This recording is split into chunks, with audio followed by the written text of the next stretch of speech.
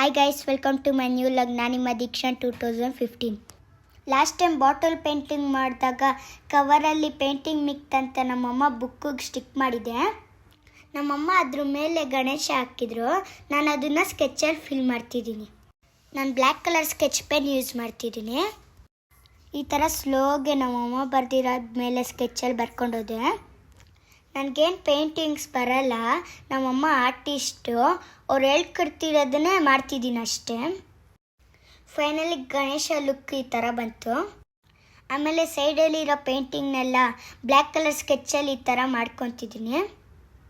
ಈ ಥರ ಮಾಡೋದ್ರಿಂದ ಒಳ್ಳೆ ಲುಕ್ ಬರುತ್ತೆ. ಆಮೇಲೆ ನಾನು ಮೆರೂನ್ ಕಲರ್ ತೊಗೊತಿದ್ದೀನಿ.